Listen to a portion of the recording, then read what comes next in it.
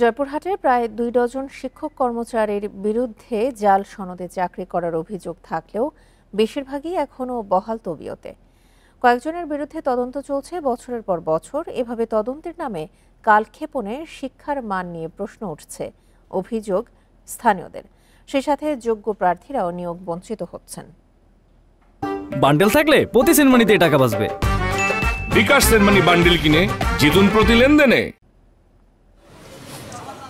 জয়পুরহাট সদরে চাঁদপুর উচ্চ বিদ্যালয়ের কম্পিউটার বিষয়ক শিক্ষক লতিফা খানম জাল সনদে চাকরির অভিযোগের সত্যতা পেয়ে সম্প্রতি তার বেতন ভাতা বন্ধ করে কর্তৃপক্ষ। তবে নিয়মিত পাঠদান করে যাচ্ছেন লতিফা। এ বিষয়ে কথা বলতে চাননি স্কুলের প্রধান শিক্ষকও। আমি তো বললাম যে আমি মুখ খুলব না, আমার কমিটি বুঝবে, আমার হেড স্যার বুঝবে। আমাদের এই চিঠিটা বা অভিযোগটা, কমপ্লেন বা যেটাই বলে, এটা ঠিক আছে, এর মধ্যে হয়তো চালাকি বা কোনো কিছু নাই। এটা আপনারা বাড়াই নিয়ে আসছেন, ওরকম আমি কিন্তু বলতেছি না।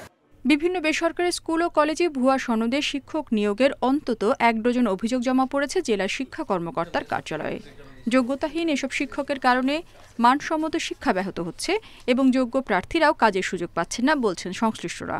প্রথম স্থান অর্জন করার পরও আমার বিপক্ষ প্রার্থী মাহবুবা বেগম, তিনি জাল সনদ প্রদান করার পরও তাকে নিয়োগ দেওয়া হয়।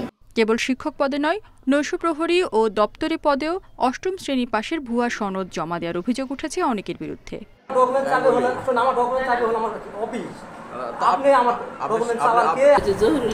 চেয়ারম্যান এর নাম জহুরুল, দুজনের সেই সম্পর্ক। আমার খালি ফোন দিয়ে বলে, আপা আপনি 3 ভাইয়ের বোন, আমার বোন, আপনি কোনো দিকে লজ্জা করবেন না, চাকরি করতে এগিয়ে দেওয়া লাগবে আপা। জাল সনদে চাকরি নেওয়ার সব অভিযোগের তদন্ত চলছে, জানালেন জেলা শিক্ষা কর্মকর্তা। দোষী প্রমাণিত হলে বিধি মোতাবেক ব্যবস্থা নেওয়ার আশ্বাস তার। তবে কতদিন এসব তদন্ত শেষ হবে এ বিষয়ে কিছু জানাননি কর্মকর্তা।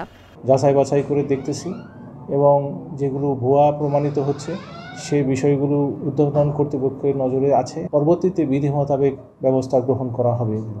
জেলার অন্তত 15 শিক্ষা প্রতিষ্ঠানে ভুয়া সনদে শিক্ষক কর্মচারী নিয়োগের অভিযোগ উঠলেও স্থানীয়দের দাবি এর সংখ্যা আরও বেশি। Independent news.